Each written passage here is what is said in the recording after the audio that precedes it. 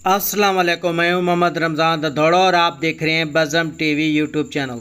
आज की इस वीडियो में वाक़या करबला के बारे में बताने लगा हूं कि नवासे रसूल हज़रत इमाम हुसैन ने अपने 72 अफराद के लश्कर ने अपनी जान का नजराना पेश किया और यजीद के सामने सीसा पलाई दीवार साबित हुए और ना ही ब्लैकमेल हुए और ना ही यजीद के सामने सिलेंडर हुए और इस्लाम को ज़िंदा कर दिया।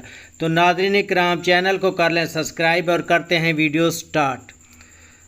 वाक़या करबला यजीद के लश्कर के मुकाबले में इमाम हुसैन का लश्कर 72 अफराद पर मुश्तमिल था और यजीद का लश्कर 22,000 अफराद पर मुश्तमिल था। वाक़या करबला एक हौसले और दिलेरी का नाम है। यजीद का लश्कर इतना बुज़दिल था कि जब हज़रत इमाम हुसैन के लश्कर का हौसला अमर बिन साद ने देखा तो उबैद बिन इब्न ज़ियाद को ख़त लिखा कि 22,000 अफराद का लश्कर थोड़ा है, कुछ और बंदे भेज दो। अमर बिन साद ने कहा कि मौला अली के घराने का लश्कर है, एक साहबी यजीद के 1,000 अफराद के लिए काफ़ी है। तो इब्न ज़ियाद ने 10,000 अफराद और करबला भेजे। हज़रत मौला अली की खिलाफत के बाद मुतफ़िक़ा तौर पर हज़रत इमाम हसन ने अमीर मुआविया को अमीर बना दिया। अमीर मुआविया हज़ूर सल्लल्लाहु अलैहि वसल्लम से बेपनाह मोहब्बत करते थे। हज़ूर सल्लल्लाहु अलैहि वसल्लम ने फरमाया था कि मेरा बेटा हसन सरदार है, जब मुसलमान जमातों में लहू बहेगा तो हसन उनमें सुलह कराएगा। जब अमीर मुआविया का विसाल हुआ तो उससे पहले हज़रत इमाम हसन विसाल कर चुके थे, किसी ने उसे जहर दिया था और शहीद हो चुके थे, जबकि इमाम हुसैन मौजूद थे। यजीद के बारे में अमीर मुआविया को यजीद के खुशामदियों ने मशवरा दिया कि यजीद को अमीर बना दें, बहादुर है, दिलेर है। अमीर मुआविया के इर्द गिर्द खुशामदी रहते थे तो अमीर मुआविया मशवरा मान गया और यजीद को अपना अमीर नामज़द कर दिया और साथ ही शर्त रखी कि 3 बंदों के सामने खिलाफत पेश करना, अगर वो मान जाएं तो ठीक, वरना उल्टे पाँव वापस आ जाना। वो 3 अफराद अब्दुल्ला बिन इब्न अब्बास, अब्दुल्ला बिन ज़ुबैर और इमाम हुसैन बिन अली थे। अरब में तरीक़ा था कि खलीफा की विसाल के बाद ऐलान नहीं किया जाता था जब तक दूसरा आने वाला खलीफा मजबूत ना हो जाता और उसकी बैत ना हो जाती। यजीद ने मदीने के गवर्नर वलीद बिन उत्बा को ख़त लिखा, क्योंकि यजीद एक शातिर, चालाक और तेज़ आदमी था। गवर्नर को हुक्म दिया कि अब्दुल्ला बिन इब्न अब्बास, अब्दुल्ला बिन ज़ुबैर और हज़रत इमाम हुसैन को पाबंद करें कि वो मेरी बैत करें। हज़रत इमाम हुसैन इशा की नमाज मस्जिद नबवी में पढ़कर बैठे ही थे कि गवर्नर का कासिद पैगाम लेकर आया कि वलीद बिन उत्बा से आप मिलें, वो आपसे मिलना चाहता है, आपसे काम है। साहबी परेशान हो गए तो हज़रत इमाम हुसैन मुदब्बिर इंसान थे, समझ गए और साहबियों से कहा कि शायद अमीर मुआविया का विसाल हो गया है, यजीद बैत के बारे में हुक्मनामा होगा। साहबा ने कहा कि आपकी ज़िंदगी को ख़तरा है। हज़रत अब्दुल्ला बिन ज़ुबैर ने 14 आदमियों का दस्ता साथ भेजा। गवर्नर उत्बा बिन वलीद से मुलाकात हुई। गवर्नर ने कहा कि यजीद कहता है कि आप तीनों मेरी बैत करें। तो हज़रत इमाम हुसैन ने जवाब दिया, मैं छुप कर यजीद की बैत नहीं करूँगा। वो तरीक़ा जिससे हज़रत अबू बकर सदीक़, हज़रत उमर फ़ारूक, हज़रत उस्मान गनी और हज़रत मौला अली मुंतखब हुए। अवाम को बुला लें, अगर अवाम को यजीद की खिलाफत मंजूर है तो मुझे कोई उज़र नहीं, मुझसे बैत करवा लो और लोगों को दिखाना कि हुसैन ने मेरी बैत कर ली है, अब तुम भी मेरी बैत करो, ऐसा नामुमकिन है। वलीद के दिल में अहले बैत के लिए नरमी थी। वलीद ने कहा कि यजीद का हुक्मनामा था, आपको सुना दिया, आगे आपकी मर्ज़ी।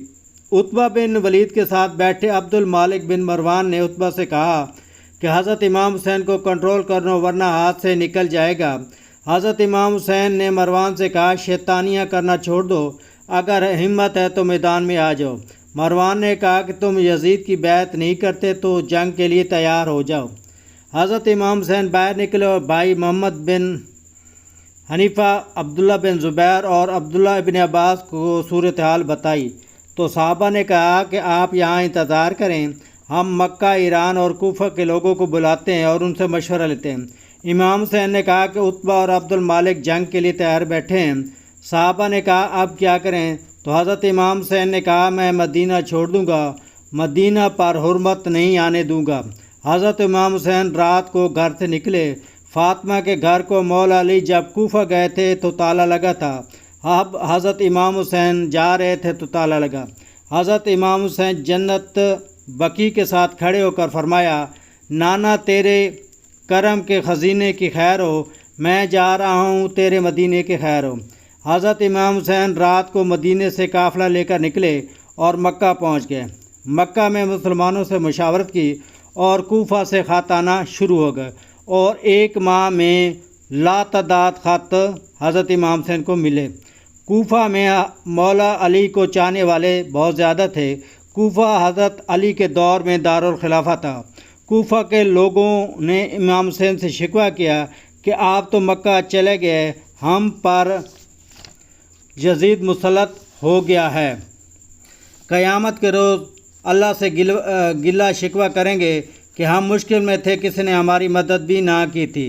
حضرت امام حسین نے کہا کہ میں کوفہ کے لوگوں پر یزید کے ظلم برداشت نہیں کر سکتا، تیاری کرو، ہم کوفہ کے لوگوں کا ساتھ دیں گے۔ صحابہ نے کہا کہ کوفہ کے لوگوں پر اعتبار نہ کریں، کہیں دھوکہ نہ دیں۔ تو حضرت امام حسین نے کہا کہ ان کے دلوں میں کچھ بھی ہو، میں ان کا ساتھ ضرور دوں گا۔ آپ بتائیں قیامت کے روز میں اپنے نانا اور اللہ تعالیٰ کے سامنے کیا جواب دوں گا؟ حضرت امام حسین نے کہا چلو میں مسلم بن عقیل کو کوفہ بھیجتا ہوں۔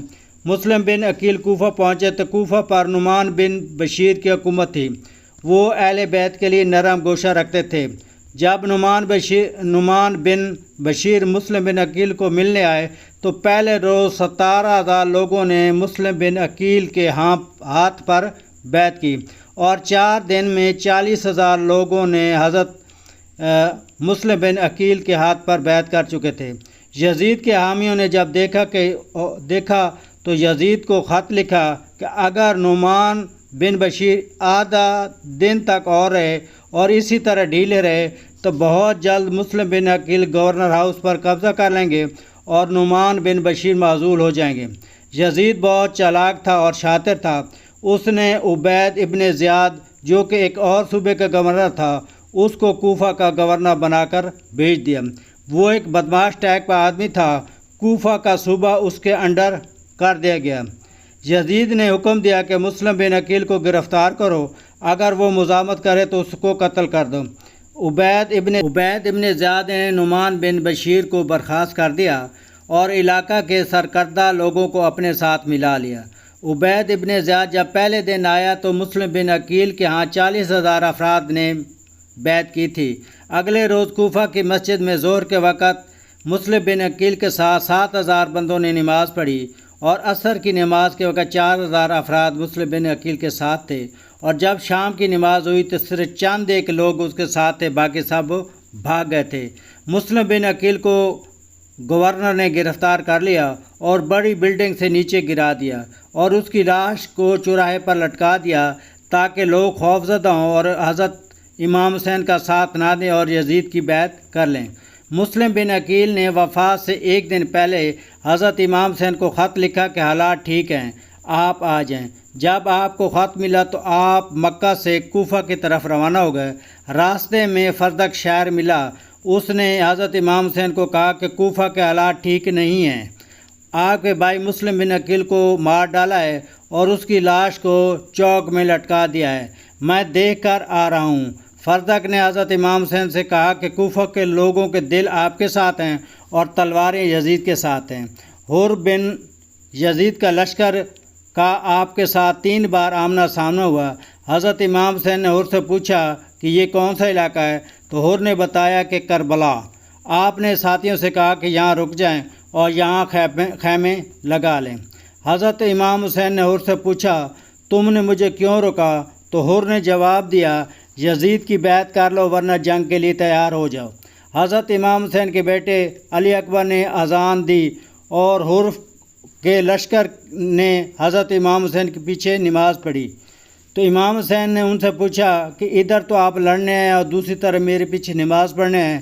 تو حر نے کہا کہ جنگ کی اپنی جگہ ہے اور نبی کے نواسے کا مقام اپنی جگہ ہے۔ حر کو پتہ تھا کہ حضرت امام حسین بیعت نہیں کرتا، تو اس نے کوفہ کے گورنر کو خط لکھا کہ حضرت امام حسین نہیں مار رہا، تو عبید ابن زیاد نے حکم دیا کہ اہل بیت کا پانی بند کر دو، بلیک میل ہو کر امام حسین بیعت کرے گا۔ حر بن یزید نے کہا کہ میرا دل نہیں چاہتا کہ میں اہل بیت کا پانی بند کر دوں۔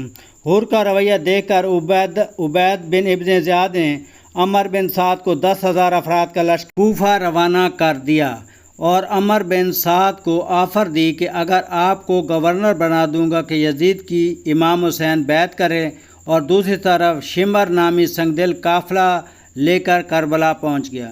حضرت امام حسین 1 محرم کو کربلا پہنچے اور 7 محرم کو اہل بیت کا پانی بند کر دیا گیا۔ 9 محرم کو شمر نے حضرت امام حسین کو کہا یزید کی بیعت کر لو اور آج کی رات ہے، سوچ لو ورنہ کل سے ہر چیز بند اور جنگ کا طبل بج جائے گا۔ حضرت امام حسین نے رات عبادت کے لیے مانگی تو عمر بن سعد اور شمر نامہ نے، مگر حر بن یزید نے آخر کار حضرت امام حسین کو رات عبادت کے لیے دے دی۔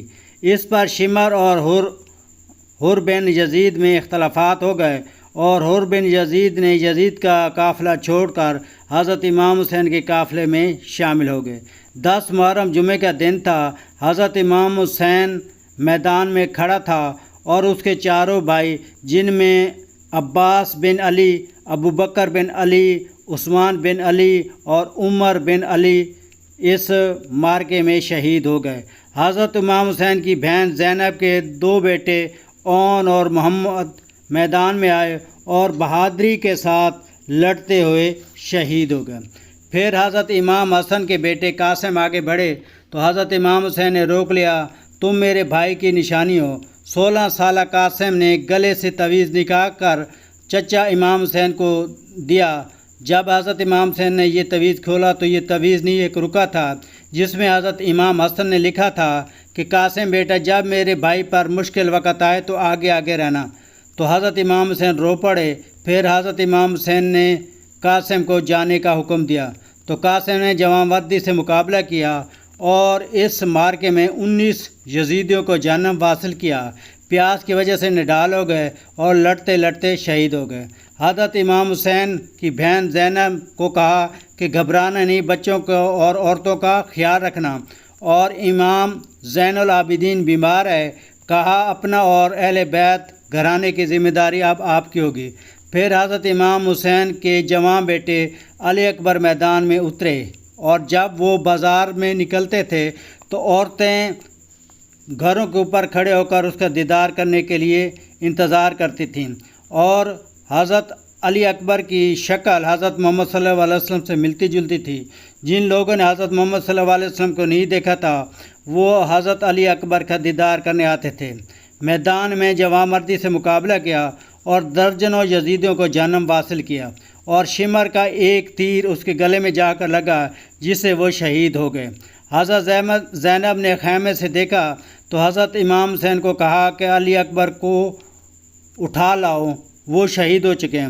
حضرت امام حسین نے حضرت علی اکبر کو اٹھا کر لا رہے تھے تو حضرت ابراہیم علیہ السلام کا عکس ان کے ذہن میں آیا۔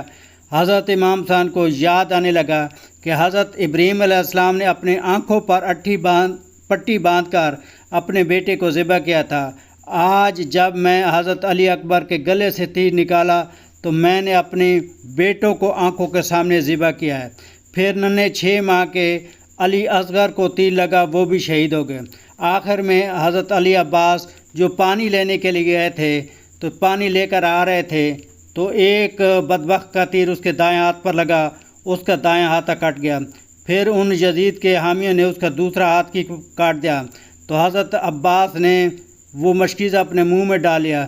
پھر ایک تیر آ کر ان کے گردن پر لگا جس سے وہ شہید ہو گئے اور مشکیزہ ان سے گر گیا۔ حضرت عباس کی لاش امام حسین نے اٹھائی تو کہنے لگے، مولا اب حسین کی کمر کمزور ہو گئی ہے۔